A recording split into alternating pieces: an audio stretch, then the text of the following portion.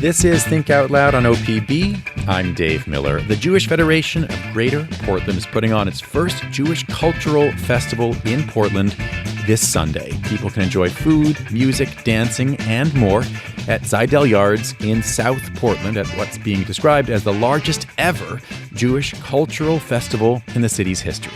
Mark Blattner is the president and CEO of the Jewish Federation of Greater Portland. He joins us now. It's great to have you on the show. Dave, thank you. So you're calling this the largest Jewish cultural festival in Portland's history. How many people are you expecting at this point? Thousands and thousands. We don't know. Tickets are still being sold and are available to come. We hope not only the Jewish community will participate, but also the entire city of Portland comes down. I mentioned that there is food, music, dancing, and more. I want to give people a sense for the music right now, just to start, and then we'll talk a lot more. This is a Portland-based klezmer band called Carpathian Pacific Express. We're going to hear part of a song from a 2024 performance at Artichoke Music in Portland.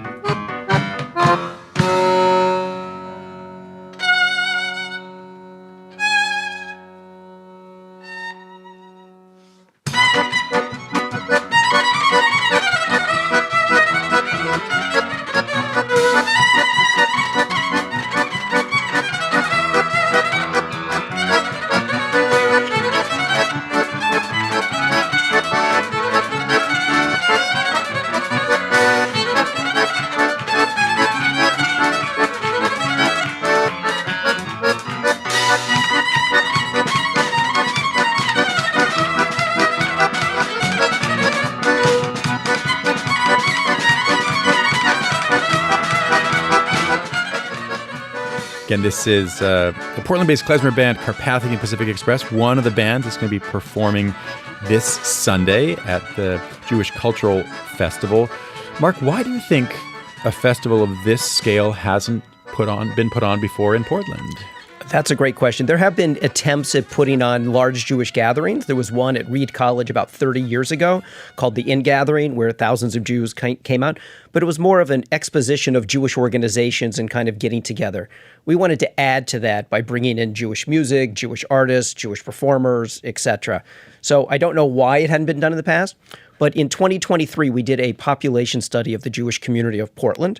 And one of the things we learned is half the Jewish community lives on the east side of the river and half lives on the west side of the river. And oftentimes they didn't meet. And we wanted to come up with something. So hard to cross this river. Yes. If only we had bridges. Amen.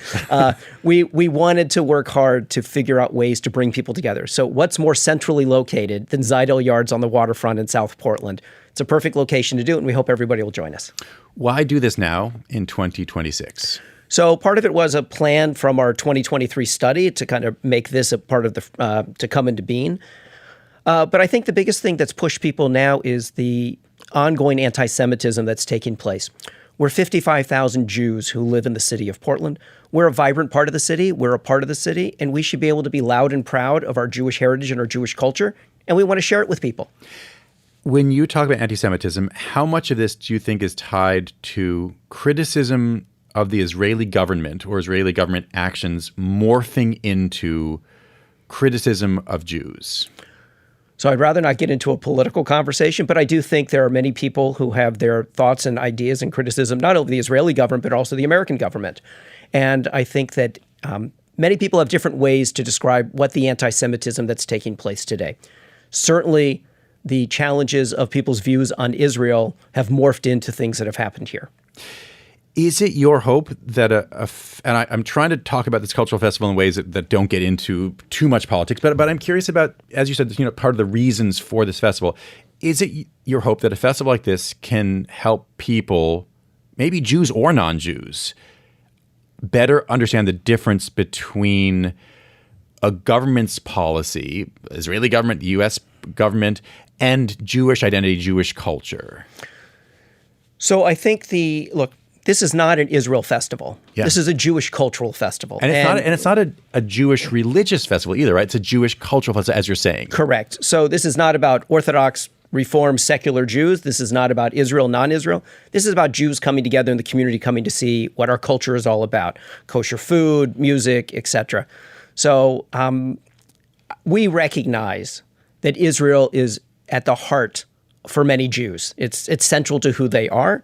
And for others, they have very different views about Israel and what it is today. That's not what this festival is. I'm curious, I mean, given, though, sadly, the potential security concerns, how much have you had to think about and plan for security issues as you've been wanting to focus on food and dancing and music? So it's a great question. The Jewish community of Portland spends about $1.6 million a year on security for its Jewish institutions. And that's not even enough. And there's no other group in this community that has to spend that kind of money for security needs, whether it's cameras, security guards, etc. We have taken every precaution at this festival to be as safe as possible. Portland Police, FBI, other law enforcement, private security guards are all in place and ready to go.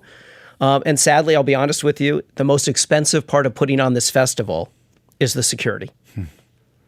If you're just tuning in, I'm talking right now about the Jewish Cultural Festival that's happening this Sunday. It's from 11 a.m. to 7 p.m. at Zidell Yards in South Portland. It's being put on by the Jewish Federation of Greater Portland.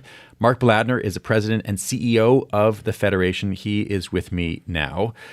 Let's get back to the music. One of the performers people can see, he's headlining, I guess you might say it. He's the last performer Correct. Of the evening, is a man named Nassim Black. Can you tell us about him? Sure. So Nassim Black is a black gentleman originally from Seattle, Washington, who grew up in a very difficult childhood with his family, drugs, jail, etc.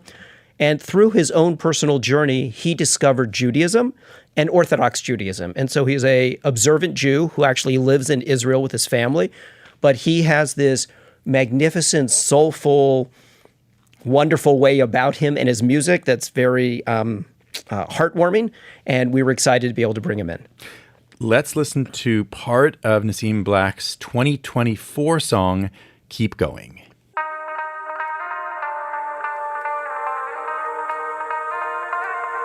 You're gonna have to face some fears, and you may have to cry some tears, and you may have to change some peers, all for you to do his will.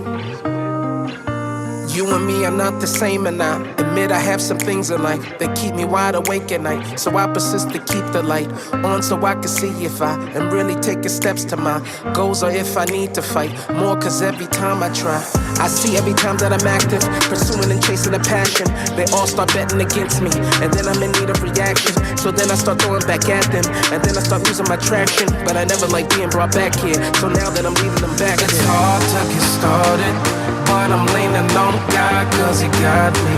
And if they could, then they would try to stop me, but they can't, cause I'm moving regardless. First things first, keep going, don't ever break, they can never keep you down.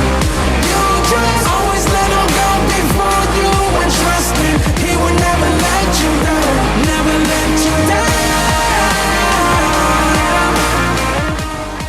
So this shows us something about the breadth of the music you're going to have, from klezmer to rap.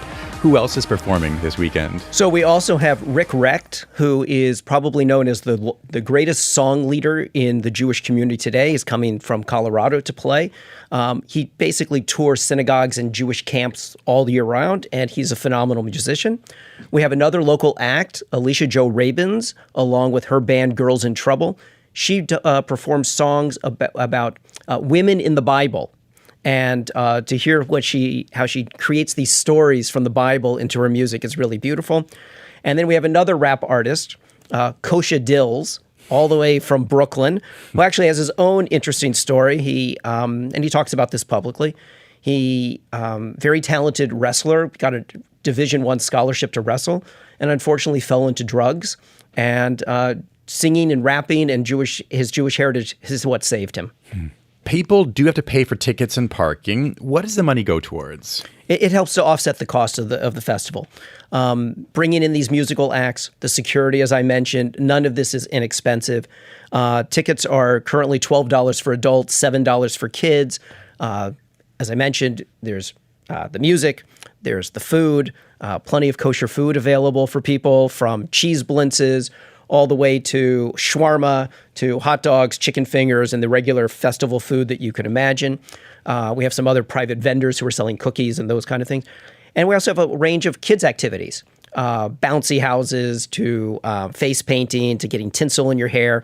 There's some universals to festivals, it seems. No matter absolutely. What religion it is or reason, there's going to be a bouncy castle. Yes. Unfortunately, I don't think we have funnel cake, but everything else will be there. But we also have as the high holidays approach for the Jewish community, one of the things that you do is you blow a shofar, a ram's horn. There's actually a shofar making kit for kids to do with their families to bring home for them. So that's something very nice. And is that with actual ram's horns? No, it's it's a model kit that you use, but it should be a lot of fun. What are you hoping that people are going to take away from this festival? So it's really three things. Number one is that we as a Jewish community should be very excited and proud to be a part of the Portland community. Number two is we can gather together. Okay, I think there are people who are afraid for Jews to gather together, but we can safely gather together. We live in America. We should not have these fears. But we can gather together, and it brings together the entire swath of the Jewish community. You can be religious, non-religious, pro-Israel, not pro-Israel. You can have your views on a whole range of things. We want you to come and celebrate with us. Now, this is not a political festival at all. We don't want demonstrations and those kind of things. And the last thing, I think, is to showcase Jewish culture to the rest of the community, to see who we are and what we have. So the music, the wide range of music that we're playing, hopefully gives people an idea. Most people probably don't know there's Jewish rap artists, may have never heard klezmer music before. So we want to expose people to that. We have Israeli dancing.